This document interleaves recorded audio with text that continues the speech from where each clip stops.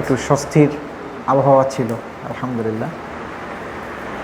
তো যাই হোক, আমরা সাপ্তাহিক তাফসির আমরা শুরু করতে যাচ্ছি। নাহমাদুহু ওয়া নুসাল্লি আলা রাসূলিহিল কারীম, আম্মা বা'দ। আউযু বিল্লাহি মিনাশ শাইতানির রাজীম। বিসমিল্লাহির রাহমানির রাহিম।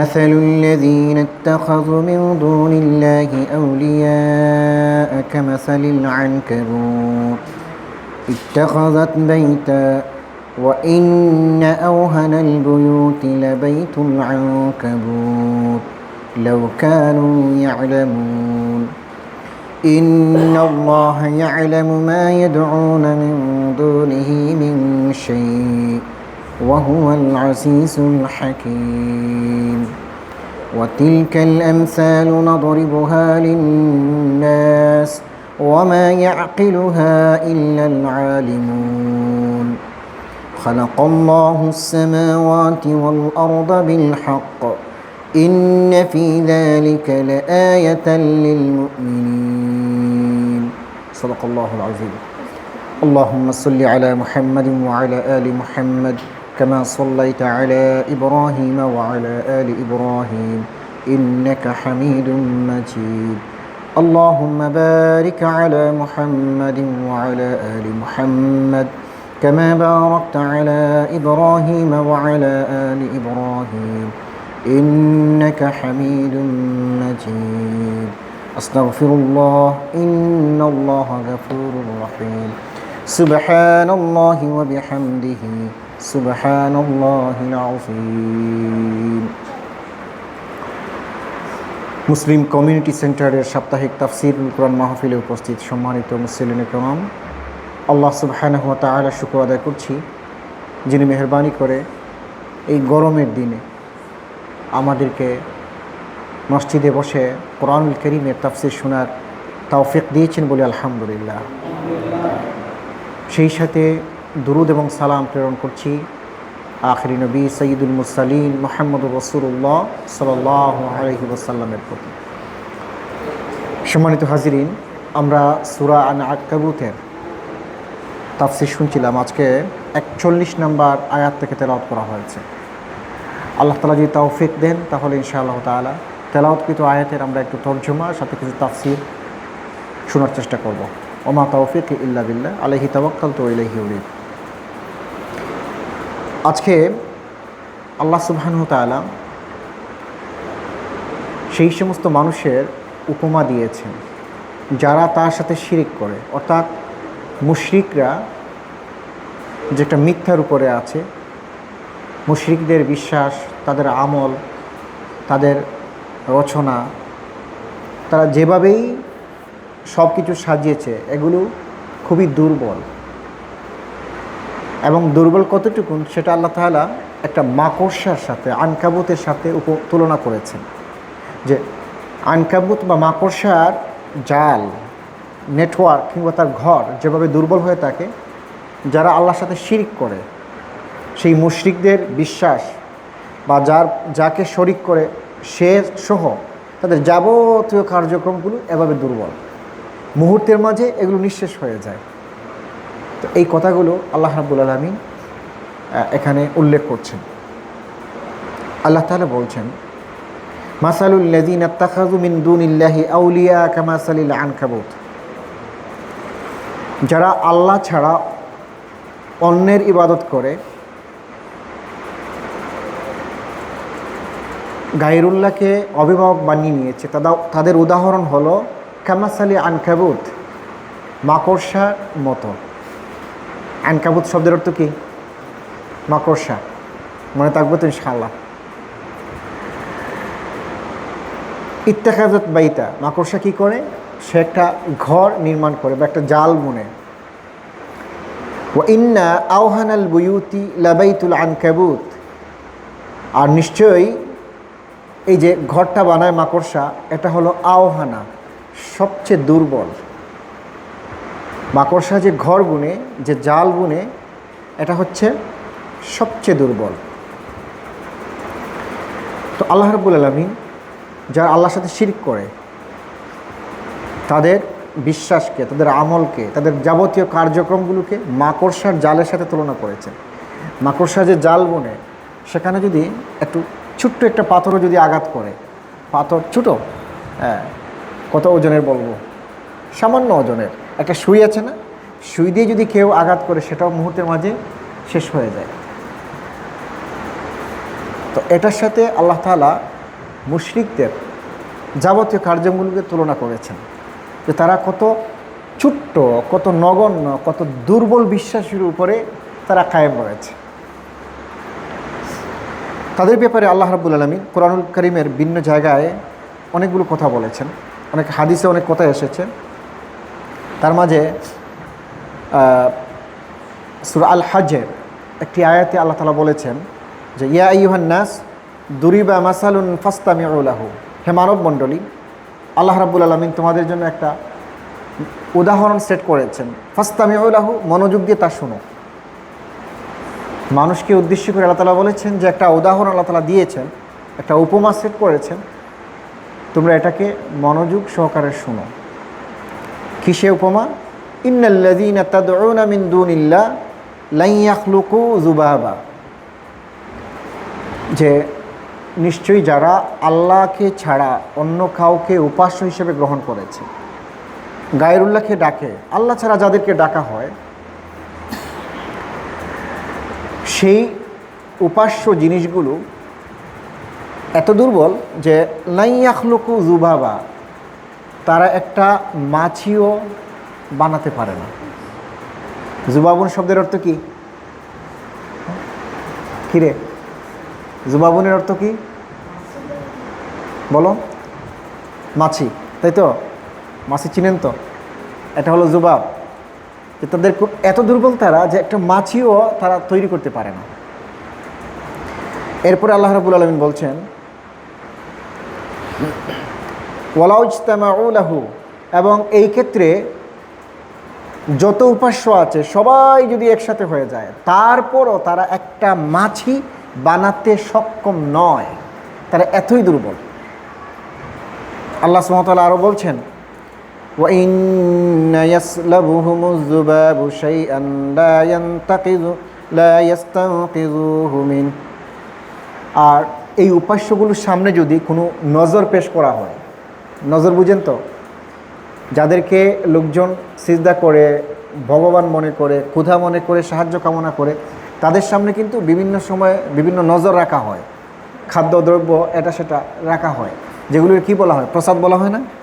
তো আল্লাহ তাআলা কী সুন্দর করে বলছেন, এই উপাস্যগুলির সামনে যদি যে খাবারগুলো রাখা হয়, সেখান থেকে সামান্য পরিমাণ খাবার যদি এই মাছিগুলো ছিনিয়ে নিয়ে যায়, তাহলে লা ইয়াস্তানকিযুহু মিনহু, তাহলে সেটাতেও তারা বাধা দিতে পারে না।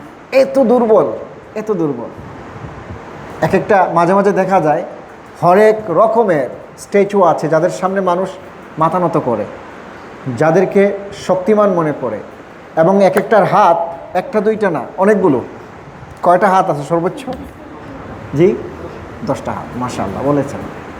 এখন তাদের সামনে যে বিভিন্ন ধরনের প্রসাদ রাখা হয়, খাবার রাখা হয়, একটা মাছি যদি সেখান থেকে সামান্য পরিমাণ মিষ্টিতে মুখ দেয় অথবা একটু নিয়ে যায়, এই 10টা হাতের একটা হাত দিয়ে কি তাড়াতে পারে?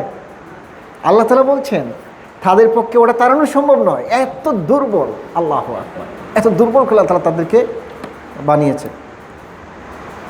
এরপর আল্লাহ রাব্বুল আলামিন বলছেন দুআফাত তালিব ওয়াল মাতলুব, তালিব এবং মাতলুব কতই না দুর্বল। তালিবটা কি? যারা এই মিথ্যা জিনিসগুলোকে শক্তিমান মনে করে, তাদের সামনে মাথা নত করে, তাদের কাছে আশ্রয় কামনা করে, তাদের কাছে সাহায্য চায়, তারা হচ্ছে তালিব, অন্বেষণকারী, শান্তি অন্বেষণকারী, রিজিক অন্বেষণকারী, তারপরে সাহায্য প্রার্থনাকারী, সুস্থতা কামনা মানে অন্বেষণকারী। লোকজন যায় না, অসুস্থ হলে মাজারে চলে যায়, মাথা নত করে, সিজদা করে, কান্নাকাটি করে, সে তালিব। কতই দুর্বল। যার কাছে চাচ্ছে, কবরে যিনি আছে উনি জীবিত না মৃত? মৃত। জীবিত থাকলেও তো এটা কথা ছিল, বাবা টাকার জন্য এসেছো, নাও 10 ইউরো আছে সাথে, নিয়ে নাও, এটা তুমি তোমার বাজার সদাই করো। এটা করতে পারতো কি না? সেটাও তো করার ক্ষমতা নাই। অথবা জীবিত থাকলে অন্তত মুখ দিয়ে শান্তি দিতে পারতো, শান্তির বাণী শোনাতে পারতো, এভাবে না এভাবে চলো তাহলে শান্তি আসবে, সেটাও করার ক্ষমতা নাই। অথচ মৃত মানুষটাকে শক্তিমান মনে করে সেখানেই মানুষজন যাচ্ছে, সিজদা করে চোখের পানি ফেলে সাহায্য কামনা করে, শান্তি চায় পরিবারের, সমাজে, রাষ্ট্রে, সব জায়গায় শান্তি চায়। আল্লাহ তাআলা বলছেন যে এই কাজটা করছে সে হলো খুবই দুর্বল, দআফাত তালিব, সে দুর্বল অন্বেষণকারী। আর ওয়াল মাতলুব, যার কাছে চাচ্ছে, কবরে যিনি শুয়ে আছেন তিনিও দুর্বল। মৃত্যুর পরে আর কিছু কোন ক্ষমতা থাকে? কিচ্ছু করার কোনো ক্ষমতা থাকে না, দুর্বল। একইভাবে হাতে তৈরি মূর্তি বানানো হয়, তার কাছে নানানভাবে তার শক্তি আছে মনে করে সাহায্য কামনা করা হয়। আল্লাহ তাআলা বলছেন খুবই দুর্বল, সে কি তোমার সাহায্য করবে? সে তো নিজেই নিজের কাজটুকুনি করতে পারে না। আল্লাহ তাআলা অন্য জায়গায় বলছেন ইন্নাল্লাযিনা তাদউনা মিন দুনিল্লাহি ইবাদুন আমসালুকুম, তোমরা আমি আল্লাহকে বাদ দিয়ে যাদেরকে তোমরা ডাকো, শক্তিমান মনে করো, ক্ষমতা আছে মনে করো, ওরা হচ্ছে তোমার মতো একটা গোলাম। তুমি যেমন আমার গোলাম, ওরাও তেমন আমার গোলাম। সুতরাং নিজে গোলাম হইয়া অন্য গোলামের কাছে তুমি সাহায্য কামনা করো, আশ্রয় কামনা করো, শান্তি কামনা করো, সুস্থতা কামনা করো, এদের কোনো ক্ষমতা নাই। এরা দুর্বল, দআফাত তালিব ওয়াল মাতলুব, এরা খুবই দুর্বল, কিছুই করতে পারে না। ঠিকই মাকড়সার জালের মতো, মাকড়সার ঘরের মতো, এত দুর্বল তারা। রাসূলুল্লাহ সাল্লাল্লাহু আলাইহি ওয়াসাল্লামের কাছে একবার একজন মুশরিক, হাদিসে এসেছে যে ভাঙা একটা মূর্তি তিনি নিয়ে আসলেন। আল্লাহ রাসূল জিজ্ঞেস করলেন ব্যাপার কি, তোমার এই মূর্তিটা ভাঙা কেন? তখন লোকটি জবাব দিল, ইয়া রাসূলুল্লাহ, এটাকে আমি মনে করতাম আমাদের খোদা, এর শক্তি আছে, এর ক্ষমতা আছে, যে আমি যদি বিপদে পড়ি, মুসিবতে পড়ি, তাহলে আমার এই খোদা আমাকে বিপদ থেকে মুক্ত করবে, আমাকে হেফাজত করবে। এইটা মনে করে আমি সবসময় এটাকে আমি সাথে রাখতাম, এভাবেই রাখি। একদিন আমি এই আমার খোদা নিয়ে আমি যাচ্ছিলাম রাস্তা দিয়ে, হঠাৎ করে আমার প্রস্রাব করার প্রয়োজন হলো। তো আমি এটাকে রাস্তায় রেখে রাস্তার পাশে এক জঙ্গলে যাই প্রস্রাব করার জন্য। আসার পরে দেখলাম পুরো আমার খোদাটা ভিজা, পানি দিয়ে ভিজা। তো ব্যাপার কি আমি এটা বুঝতে পারলাম না। তো খোদার শরীর ভিজা, আমি ভাবলাম যে এটার মাঝে কোনো রহমতের পানি হবে।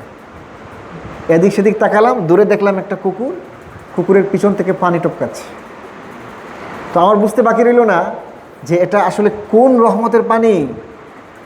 তো এটা মনে করে আমার রাগ হলো যে আমি খোদা যাকে মনে করি, যার শক্তি আছে মনে করি, এই বিশ্বাসের কারণেই যাকে সঙ্গে রাখি যে বিপদ থেকে আমাকে হেফাজত করবে, অথচ একটা কুকুর তার শরীরে এসে প্রস্রাব করলো, ওই কুকুর থেকে সে নিজেকে হেফাজত করতে পারলো না, তো সে আমাকে কি হেফাজত করবে? এই জন্য আমি রাগ করে আছাড় দিয়ে এর ঠ্যাংটা ভেঙে দিয়েছি। তো বাস্তব দআফাত তালিব ওয়াল মাতলুব, তারা যাদেরকে ডাকে, যারা ডাকে আর যাদেরকে ডাকে কতই না দুর্বল। আল্লাহ রাসূল সাল্লাল্লাহু আলাইহি সাল্লাম তিনি তার কথা শুনে হেসে দিয়েছিলেন। তারপরে লোকটিরে বলছেন যে তাহলে সবই বুঝলাম, কোন উদ্দেশ্যে, কোন মতলবে তুমি আমার কাছে এসেছো? তখন লোকটি জবাব দিল, ইয়া রাসূলুল্লাহ, আমি বুঝতে পেরেছি এই সমস্ত কাজের অসারতা, এগুলো আমি বুঝতে পেরেছি, এগুলো খামোখা, এগুলো কোনো অর্থ নাই। এই জন্য আমি এসেছি আপনার কাছে তাওহীদের আশ্রয় নিতে, আমি ঈমান আনতে এসেছি। তো আল্লাহ রাসূল বললেন, তুমি পড়ে নাও আশহাদু আল্লা ইলাহা ইল্লাল্লাহু ওয়া আশহাদু আন্না মুহাম্মাদান আবদুহু ওয়া রাসূলুহু। তো যাই হোক, সম্মানিত হাজিরিন, আল্লাহ রাব্বুল আলামিন সূরা আনকাবুতের এই 41 নম্বর আয়াতে আনকাবুতের কথা বলে উদাহরণ সেট করেছেন, যারা আল্লাহ ছাড়া যাদেরকে বিশ্বাস করা হয় আর যারা বিশ্বাস করে তাদের দৃষ্টান্ত হলো মাকড়সার জালের মতো বা মাকড়সার ঘরের মতো। দুনিয়াতে যত ঘর আছে সবচেয়ে দুর্বল ঘর কার?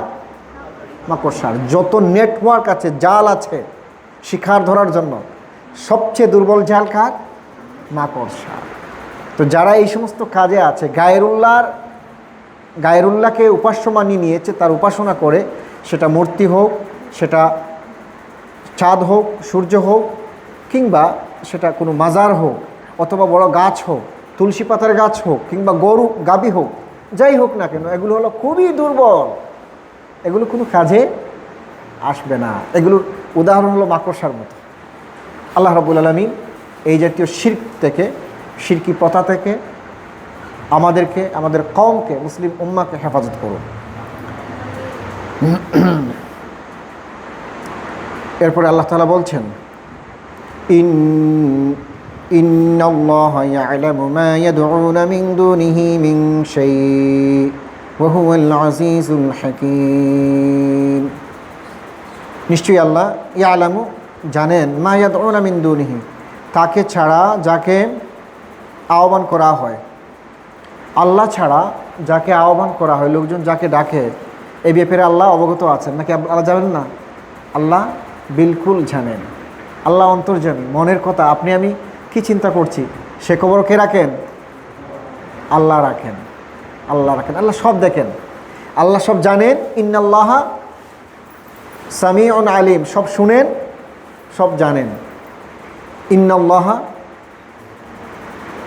আলিমুন হাকিম, আল্লাহ রাব্বুল আলামিন সব জানেন, তিনি প্রজ্ঞাময়।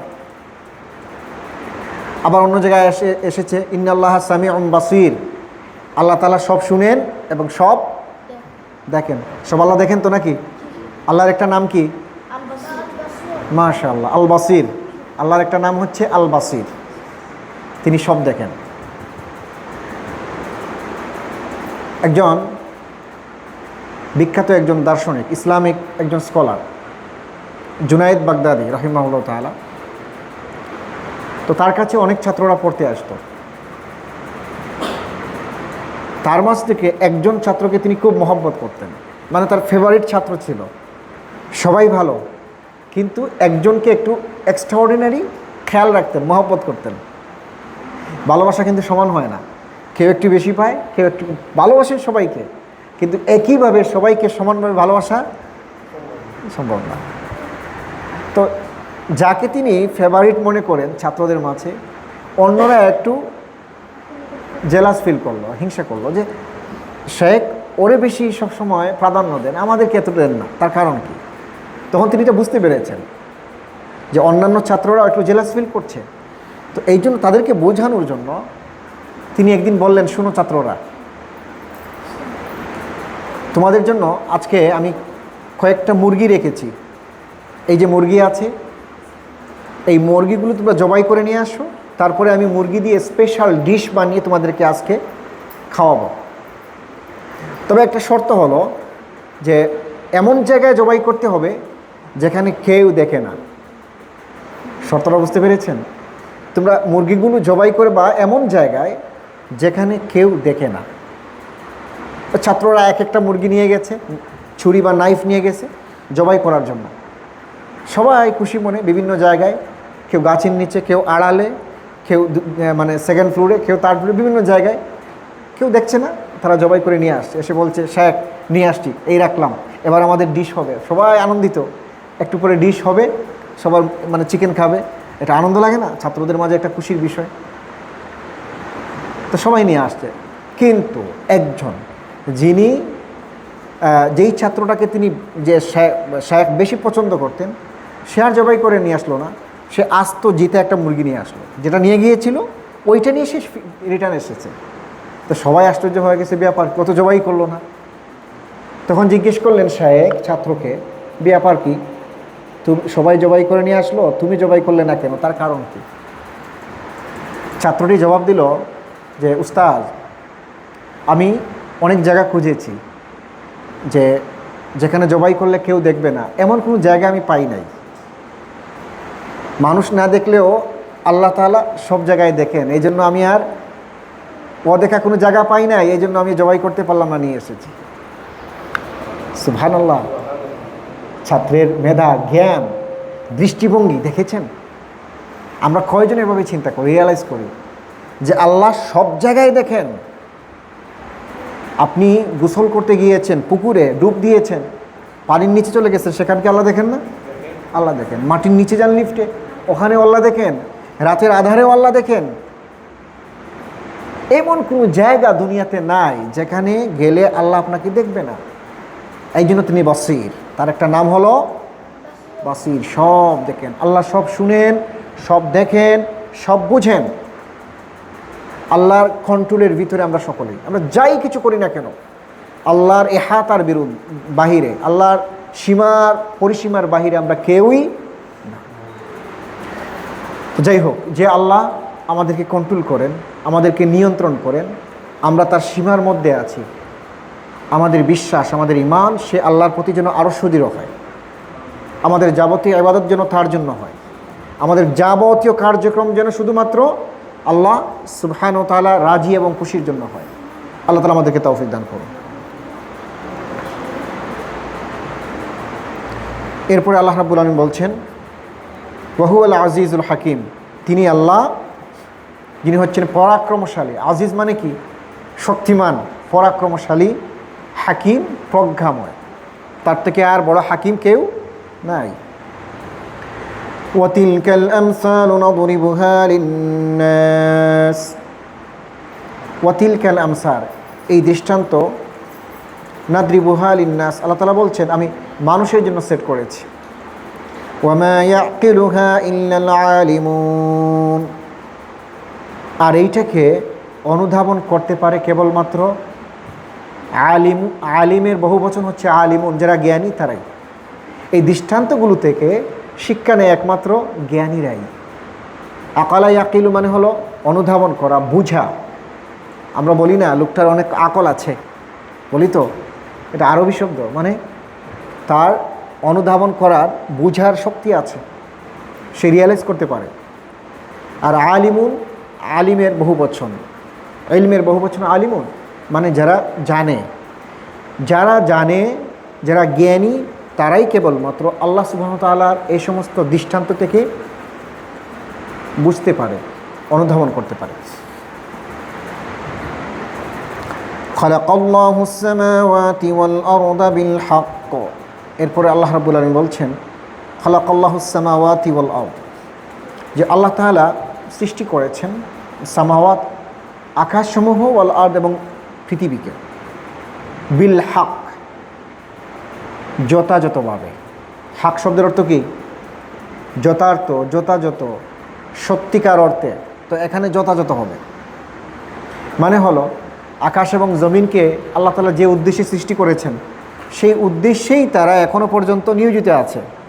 সামান্য পরিমাণ হেরফের তারা করে নাই।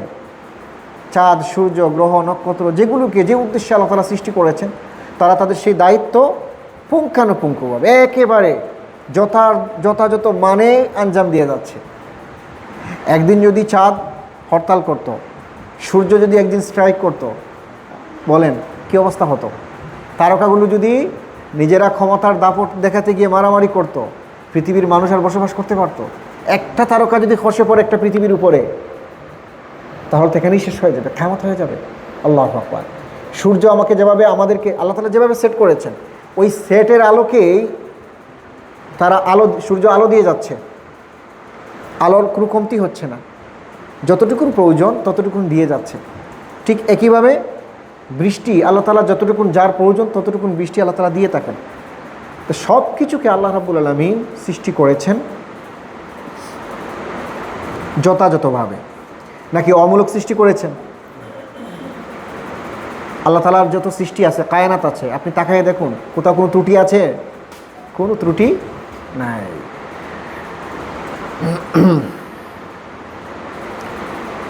ইন্না ফি যালিকা লায়াতান লিল মুমিনিন, আল্লাহ তাআলা বলছেন নিশ্চয়ই।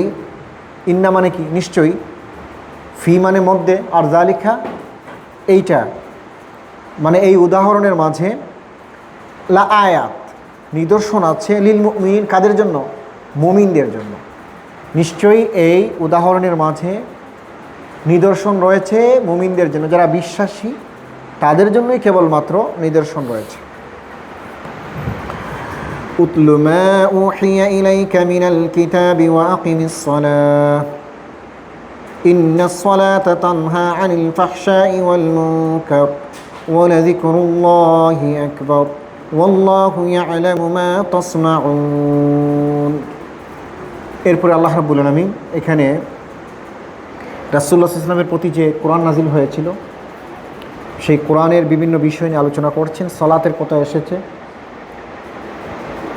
আহলে কিতাবদের কথাও এখানে এসেছে। এই বিভিন্ন বিষয় নিয়ে এখানে আলোচনা করা হচ্ছে। আল্লাহ তাআলা বলছেন উতলু মা উহিয়া ইলাইকা মিনাল কিতাব। উতলু শব্দের অর্থ কি? উতলু উতলু অর্থ হলো তেলাওয়াত করুন, পড়ুন। তালা ইয়াতলু থেকে উতলু শব্দ এসেছে। তালা মানে কি? তেলাওয়াত করা, পড়া। উতলু মানে আপনি পড়ুন। পড়াটা দুই ধরনের, একটা হচ্ছে তেলাওয়াতে লফজি, শাব্দিক তেলাওয়াত, আরেকটা হলো তেলাওয়াতে মানবী বা অর্থগত পড়া, অর্থগত তেলাওয়াত। একটু বোঝার চেষ্টা করবেন। কিছু শব্দ আছে এগুলো আমরা আমাদের জেহেনে যেন গেঁথে নেই, তাহলে বারবার যখন আসবে আমরা সহজে এটা রিয়ালাইজ করতে পারবো। বুঝতে পেরেছেন? তেলাওয়াত কয় ধরনের? দুই ধরনের। একটা কীভাবে? শাব্দিক তেলাওয়াত বা তেলাওয়াতে লফজি, আর আরেকটা হচ্ছে তেলাওয়াতে মানবী, অর্থগত তেলাওয়াত। শাব্দিক তেলাওয়াত কেউ যদি কোরআন তেলাওয়াত করে, শুধু পড়ে, আল্লাহ রাব্বুল আলামিন তার মাঝে সওয়াব রেখেছেন। শুধু পড়ে। রাসূলুল্লাহ সাল্লাল্লাহু আলাইহি ওয়াসাল্লাম বলেছেন মান ক্বারা হারফাম মিন কিতাবিল্লাহ ফালাহু বিহি হাসানা ওয়াল হাসানাতু বিআশরি আমসালিহা। যে কোরআন থেকে একটা হরফ তেলাওয়াত করবে, আল্লাহ রাব্বুল আলামিন তার জন্য নেকি রেখেছেন। আর নেকির পরিমাণটা হলো একটা হরফ পড়লে 10টা নেকি। কয়টা নেকি? সুবহানাল্লাহ, সুবহানাল্লাহ বলেন। শুধুমাত্র কোরআনের একটা হরফ তেলাওয়াত করলে আল্লাহ তাআলা কমপক্ষে 10টা নেকি রেখেছেন। এই যে বিসমিল্লাহ বলেন না আপনারা, বিসমিল্লাহ পড়েন তো প্রত্যেক সূরার আগে, এখানে 19টা হরফ রয়েছে। এই 19টা হরফে 10টা করে যদি নেকি হয়, কয়শো নেকি? জি, সুবহানাল্লাহ। বিসমিল্লাহির রহমানির রহিম, বিশুদ্ধভাবে এই বিসমিল্লাহ যদি কেউ পড়ে 190টা নেকি পেয়ে যাচ্ছে। সুবহানাল্লাহ, কত বরকত। তো এভাবে করে শুধু যদি কেউ তেলাওয়াত করে তাহলে তার জন্য সওয়াব রয়েছে। আর আরেকটা হচ্ছে তেলাওয়াতে মানবী, অর্থের বুঝে তেলাওয়াত করা, এবং এটা বেশি জরুরি। এটা কি? বেশি জরুরি। এটা যদি আপনি নাই জানেন কোরআনে আল্লাহ তাআলা কী বলছেন, সেটা যদি নাই জানেন তাহলে পড়ার তো উদ্দেশ্য হাসিল হলো না। জানতে হবে। জানলেই বরং যারা মুমিন মুসলিম তারা আমলে বেশি উদ্বুদ্ধ হবে। আল্লাহ তাআলা বলেছেন আকিমুস সালাহ, তুমি নামাজ কায়েম করো। আকিমুস সালাহ মানে কি? নামাজ প্রতিষ্ঠা করো। আকিম নামাজ প্রতিষ্ঠা করো, আর সালাহ মানে নামাজ। আপনি যদি জানতেন তাহলে মনে হতো আল্লাহ তো কোরআন শরীফ তেলাওয়াত করার সময় যখন শুনবেন পড়বেন আকিমুস সালাহ, আল্লাহ নামাজ কায়েম করার কথা বলছে। আতুজ যাকাত, তুমি যাকাত দাও। যতবার এসেছে আপনি যদি অর্থ জানতেন তাহলে আপনার জেহেনে আসতো না আমার যাকাত দিতেই হবে, এটা ফরজ করে দিয়েছেন আল্লাহ তাআলা। এটাকে স্কিপ করে যাওয়ার কোনো সুযোগ ছিল না। একইভাবে যে ওয়ালা তাকতুলু আনফুসাকুম, তোমরা পরস্পরকে হত্যা করো না, মেরো না, অন্যায়ভাবে কোনো মানুষকে হত্যা করো না। এটা আল্লাহ তাআলার হুকুম। যদি আপনি কোরআনের অর্থ বুঝতেন, যখন তেলাওয়াত করছেন তখন আপনার সামনে যখন আসতো আল্লাহ নিষেধ করেছে হত্যা করতে, তাহলে অন্যায়ভাবে কোনো মানুষকে কেউ হত্যা করতো না। মানুষকে অন্যায়ভাবে হত্যা করা জঘন্য অপরাধ। ওয়ালা ইয়াদউনা মা আল্লাহি ইলাহান আখার ওয়ালা ইয়াকতুলুনা আন-নাফসা আল্লাতী হারামাল্লাহু ইল্লা বিল হাক্কি ওয়ালা ইয়াজনুন ওয়া মান ইয়াফআল যালিকা ইয়ালকা আসামা। আল্লাহ তাআলা বলেছেন 3টা জঘন্য অপরাধ আছে। আল্লাহর সাথে শরীক করা, অন্যায়ভাবে মানুষ হত্যা করা, আর জেনা করা। কয়টা জঘন্য অপরাধ? 3টা। আল্লাহর সাথে শিরক করা, অন্যায়ভাবে মানুষ হত্যা করা, আর কি করা? জেনা করা। তো এটা নিষেধ করেছেন আল্লাহ। আপনি যখন তেলাওয়াত করছেন যদি অর্থ বুঝতেন তাহলে আপনার চোখের সামনে আসতো, তখন আপনি কোনো মানুষকে মারা দূরের কথা অন্যায়ভাবে তার উপর ছড়াও হতেন না, আক্রমণ করতেন না, গালি দিতেন না, যদি আপনি সেটা জানতেন। অন্য জায়গায় আল্লাহ তাআলা বলেছেন, মান কাতালা নাফসান বিগাইরি নাফসিন আও ফাসাদিন ফাকান্নামা কাতালান নাসা জামিআ, যে ইচ্ছাকৃতভাবে কোনো মানুষকে হত্যা করলো, আইন বহির্ভূত কোনো মানুষকে কেউ যদি হত্যা করে, সে যেন গোটা পৃথিবীর মানুষকে হত্যা করলো। গোটা পৃথিবীতে কয়শো মানুষ? 500-600 কোটি মানুষ। আল্লাহ তাআলা বলছেন একজনকে যদি কেউ অন্যায়ভাবে হত্যা করে, সে যেন গোটা পৃথিবীর মানুষকে হত্যা করলো। আর একজন মানুষকে যদি কেউ হত্যাকাণ্ড থেকে হেফাজত করে বাঁচায়, সে যেন গোটা পৃথিবীর মানুষকে বাঁচিয়ে দিল। এগুলো জানবো কেমনি? যখন আপনি কোরআনটা বুঝবেন যে আল্লাহ তাআলা কী বলছেন, তখন আপনার সামনে এটা স্পষ্ট হয়ে যাবে। এই জন্য কোরআনটা বোঝা দরকার। অতি সম্প্রতি বাংলাদেশে যে একটা হত্যাকাণ্ড হলো, দেখেছেন না? এটা যারা দুর্বল হার্টের মানুষ অনেকে সহ্য করতে পারে না, অনেকে দেখেইনি। এত জঘন্য অপরাধ, এত জঘন্য। মানে আইয়ামে জাহিলিয়াতে আমরা শুনেছি যে কৃষক ঘটনা ঘটেছিল। একজন সাহাবী পরে ইসলাম কবুল করেছিলেন, তিনি তার মেয়েকে পাথর মেরে হত্যা করেছিলেন, মনে নেই? আল্লাহ রাসূলের কাছে এসে বর্ণনা দিচ্ছিলেন, সাহাবা একরাম গরম হয়ে গেছে, তুমি স্টপ করো, আর শুনতে চাই না। তো সেই আইয়ামের জাহিলিয়াতের দৃষ্টান্ত আমরা অতি সম্প্রতি বাংলাদেশে দেখলাম। কি করে মানুষগুলো একটা মানুষকে পাথর দিয়ে হত্যা করতে পারলো? লা হাওলা ওয়ালা কুওয়াতা ইল্লা বিল্লাহ। শত শত মানুষ চতুর্দিকে যাওয়া আসা করছে, কেউ বাধা দিচ্ছে না। এটা কোথায় পাইলেন? কি বর্বর যুগ, সাংঘাতিক। এই জন্য এই মানুষগুলো জানে না যে হত্যাকাণ্ড কত জঘন্য অপরাধ। একজনকে হত্যা করলে গোটা পৃথিবীর বাসীকে হত্যা করার সমান। ওরা যদি জানতো, তাহলে হয়তো এই জঘন্য কাজে তারা নিজেকে জড়িয়ে রাখতো না। আল্লাহ রাব্বুল আলামিন এই জন্য আমাদের সবাইকে, বিশেষ করে মুসলমানকে, মুসলিম উম্মাকে কোরআন বোঝার তৌফিক দান করুন। একইভাবে আল্লাহ তাআলা বলেছেন, ওয়ালা তাকরাবুজ জিনা, সাবধান, তোমরা জিনা করা দূরের কথা, ওটার ধারে কাছে যেও না। জেনা যেখানে হয় তার ধারে কাছেও না যেতে আল্লাহ তাআলা নিষেধ করেছে। কারণ আপনি আমি কোরআন কি বলা হচ্ছে এটা বুঝি না, তাহলে কেমনি জানবো? এই জন্য কোরআন বুঝতে হবে, এবং বুঝার জন্য অন্তত আমরা বুঝার জন্য আলেমের কাছে যাব। কোরআন বোঝার জন্য কোথায় যাবেন? হ্যাঁ, আজকাল বাংলা তাফসির আছে, বিভিন্ন ধরনের ভাষায় অনুবাদ করা হয়েছে। অনেক সময় অনুবাদ করলেও অনেকে বুঝে আসে, কিন্তু অনুবাদই যথেষ্ট না বোঝার জন্য। এই জন্য পরিপূর্ণ বুঝতে হলে একজন আলেমের দ্বারস্থ হতে হবে, একজন এক্সপার্ট মুফাসসির যিনি আছেন তার কাছে আপনি যাবেন, কোরআন বুঝতে পারবেন। অথবা কোনো তাফসির মাহফিলে অংশগ্রহণ করতে হবে, তখনই কোরআনটা অনুধাবন করা যাবে, বোঝা যাবে। আর বেস্ট হলো নিজেই কোরআন বোঝার চেষ্টা করা। এই জন্য একজন আলেম যে আলেম হন, কত বছরে পড়াশোনা করেন? 15-16 বছর পড়াশোনা করার পরে কোরআন বোঝার যোগ্যতা অর্জন করেন। কোরআন যে ভালো করে বুঝেন তা না, কিছু যোগ্যতা অর্জন 15-16 বছর পড়াশোনা করার পরে। এই জন্য কোরআন বোঝার জন্য যাবেন আলেমের কাছে, আর কোরআন শোনার জন্য যাবেন হাফেজের কাছে। কোরআন শুনবেন, ভালো করে শুনতে হলে কার কাছে যাবেন?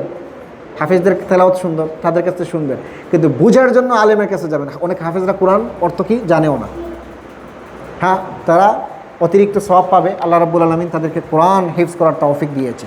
কিন্তু হিফজের পাশাপাশি আমাদের উচিত আমাদের সন্তানগুলোকে হাফেজ হওয়ার পাশাপাশি যেন তারা আলেম হয়, তাহলে পরিপূর্ণভাবে পূর্ণতা আসবে তাদের মাঝে। কি তারা মুখস্থ করেছে এটা তারা বুঝতে পারবে। তো যাই হোক, আল্লাহ তাআলা বলছেন যে হে নবী, আপনি তেলাওয়াত করুন মা উহিয়া ইলাইকা মিনাল কিতাব, এই কিতাবে যা কিছু নাজিল করা হয়েছে ওয়াহি হিসাবে, সেটাই আপনি তেলাওয়াত করেই মানুষগুলোকে শোনান। কোন মানুষ? মক্কার কুরাইশ মানুষগুলোকে শোনান। এই সূরা হচ্ছে মক্কার সূরা, মনে রাখবেন। ওয়া আকিমিস সালাত, নামাজ কায়েম করুন। পরের কথা কি আল্লাহ তাআলা? যে নামাজ কায়েম করুন।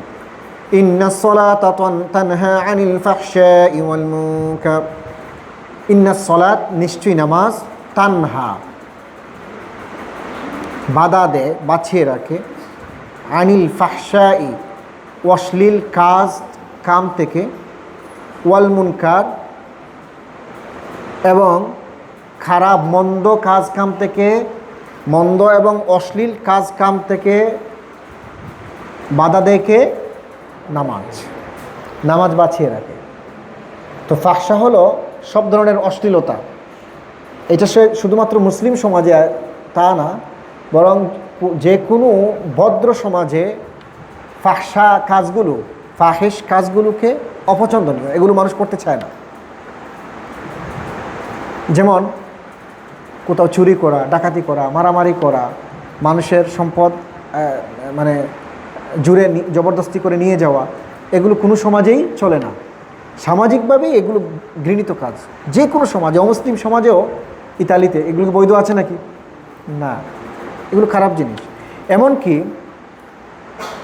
যে ধরেন একজন টিনেজার, একটা ছেলে এবং একটা মেয়ে, একটা ছেলের কথাই বললাম, 10-15 বছরের একটা বাচ্চা, সে যদি কোনো কাপড় পরিধান করা ছাড়াই ঘরে থাকে, তাহলে সভ্য সমাজ যদি হয়, মা বাবা কখনো মেনে নেয় না। সে মুসলিম হোক অমুসলিম হোক, মেনে নেয় না, পরিধান করতে হবে। সভ্য হলে বলবে কাপড় পরিধান করো। তো এটা হলো স্বাভাবিক জিনিস। নেংটা থাকা এটা হলো ফাহশা। চুরি করা এটা হলো ফাহশা।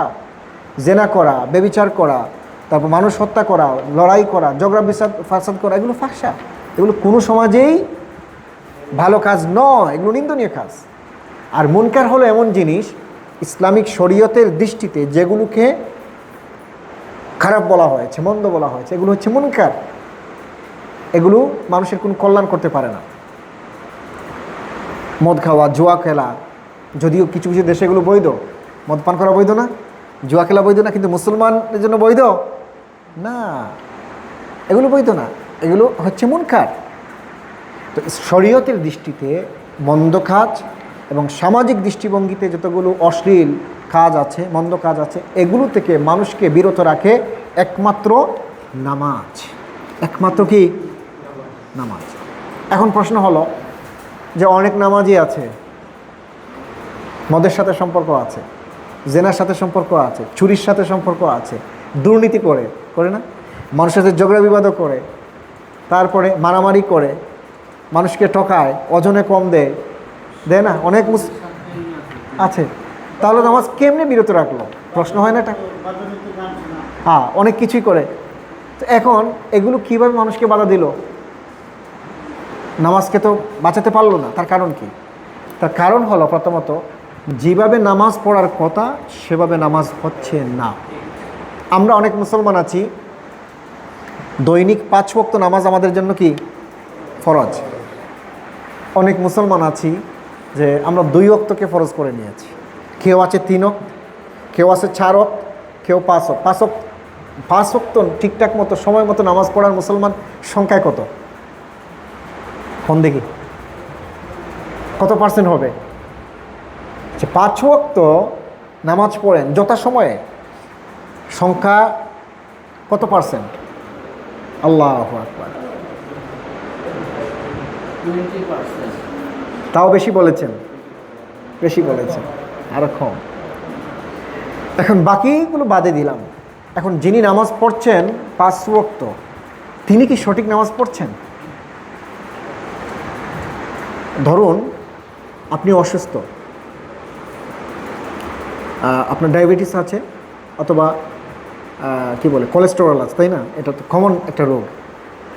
ডায়াবেটিসের জন্য ডাক্তার আপনাকে ঔষধ দিয়েছে যে এই ওষুধটা আপনি খাবেন নিয়মিত, আর কিছু পদ্ধতি অ্যাপ্লাই করবেন, মানে নিষেধাজ্ঞা আছে কিছু, এই জিনিস ছাড়তে হবে। তো ঔষধ শুধু খেলে হবে না, নিষেধাজ্ঞাও মানতে হবে।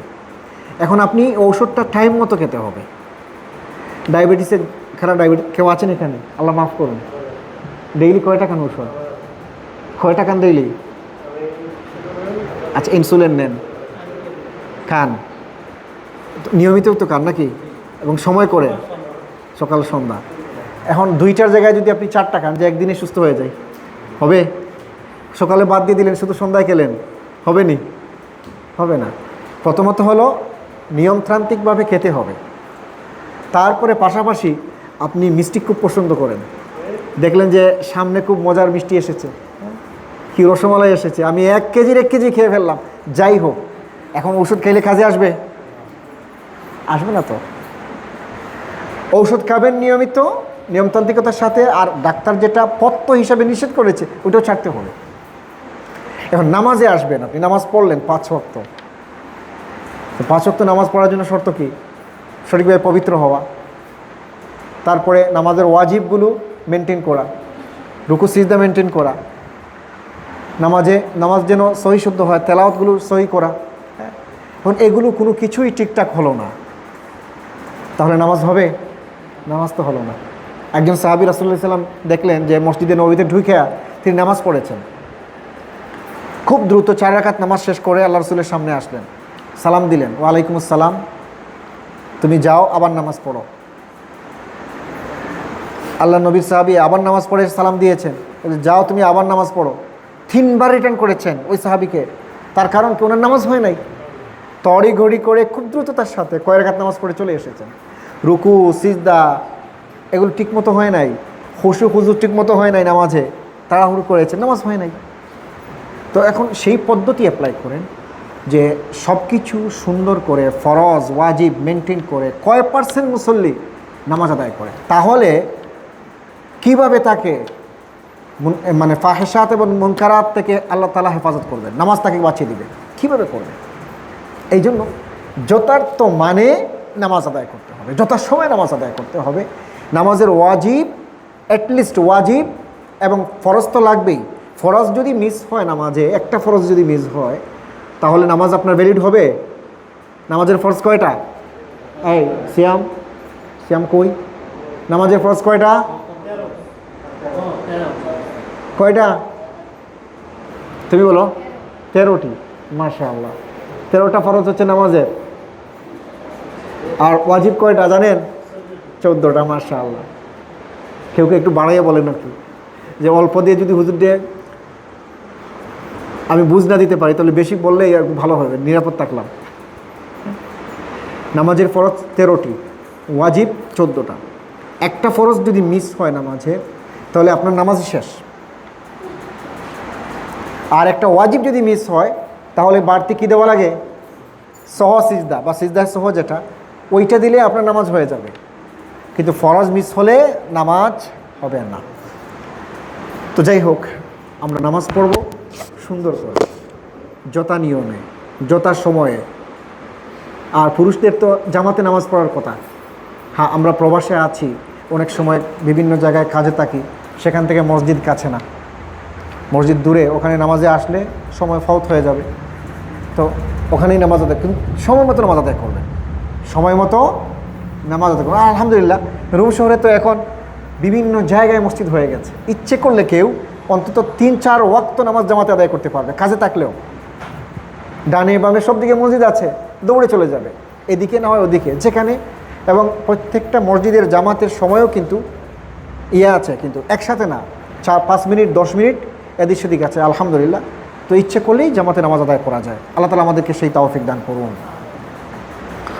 এরপরে আল্লাহ রাব্বুল আলামিন বলছেন, ওয়ালা যিকরুল্লাহি আকবার, যে আল্লাহর জিকির হচ্ছে সবচেয়ে বড় জিকির।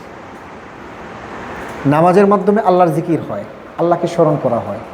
আপনি যখন সারাদিন কাজে থাকেন, ফজরের পর থেকে নিয়ে সকাল 10টায় যখন কাজ শুরু করেন জোহর পর্যন্ত, দুনিয়ার বিভিন্ন কাজে আপনি মুবতলা হয়ে যান, মানে যুক্ত হয়ে যান, আর আপনার মাঝে একটা গাফলতি চলে আসে, মানে আর আল্লাহর স্মরণ থাকে না। আপনি রেস্টুরেন্টে কাজ করেন, তারপরে যে কোনো শপিং মলে কাজ করেন, আপনি গাড়ি চালান, যাই কাজ করেন, দুনিয়ার কাজ তো করছেন। তো একটা দুনিয়ার প্রতি একটা আকর্ষণ আপনার চলে আসে। তো যখনই জোহরের ওয়াক্ত হলো, আপনার মোবাইল অ্যালার্ম দিল, তখনই আপনি দৌড়ে চলে আসলেন মসজিদে, অথবা আপনি মুসাল্লায় চলে আসলেন, আইসাই আল্লাহকে স্মরণ করলেন। এই স্মরণটাই হলো সবচেয়ে বড় স্মরণ, এটাই হলো সবচেয়ে বড় জিকির। দুনিয়া থেকে বাদ দিয়ে আপনি জিকিরে চলে এসেছেন, জিকির শেষ, ফান্তাশিরু ফিল আরদ, আল্লাহ তাআলা বলছেন আর বসার দরকার নাই, তুমি জমিনে চলে যাও।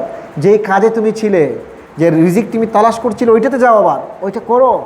তুমি সামাজিক কাজ করো, তুমি পরিবারের কাজ করো, তুমি পড়াশোনার কাজ করো, তুমি মেহনত করো, যেটাই করার দরকার সেটা তুমি করো। এখানে আর বসে সময় নষ্ট করার দরকার নেই। তো বারবার একজন মুমিন জোহরের সময় আসলো, মুসাল্লায় দাঁড়ালো, আল্লাহকে স্মরণ করলো, আবার জোহর থেকে আসর পর্যন্ত একটা সময় গ্যাপস হয়ে যায়, হয়তোবা কারো কারো আল্লাহকে স্মরণ থাকে, কেউ আল্লাহকে স্মরণ করে অথবা কেউ করে না। যখন আসর হয়ে যায় আবার আল্লাহকে স্মরণ করার জন্য নামাজে দাঁড়ালো, আল্লাহকে স্মরণ হয়ে যাচ্ছে। আসর থেকে মাগরিব পর্যন্ত দুনিয়ার কাজে আমরা আবার পেরেশান হয়ে যাই। মাগরিব আসলো, যখনই নামাজে দাঁড়াই আল্লাহকে স্মরণ করা হচ্ছে। একইভাবে এশার সময় আপনি যখন নামাজে দাঁড়ালেন আবার আল্লাহকে আপনি স্মরণ করছেন। একইভাবে এশা থেকে ফজর পর্যন্ত লম্বা একটা সময় আল্লাহ তাআলা বিশ্রামের জন্য দিয়েছেন। ওই সময় আপনি ঘুমিয়ে পড়লেন, তখন আর ইবাদতের বিষয় না। হ্যাঁ, যদি কেউ ঈশান নামাজ পড়ে সুন্দরভাবে অজু সহকারে ঘুমায়, একেবারে ফজর পর্যন্ত ঘুমায়, আল্লাহ রাসূল বলেছেন সেই সময়টা আল্লাহ তাআলা তাকে সওয়াব দান করে দিবে।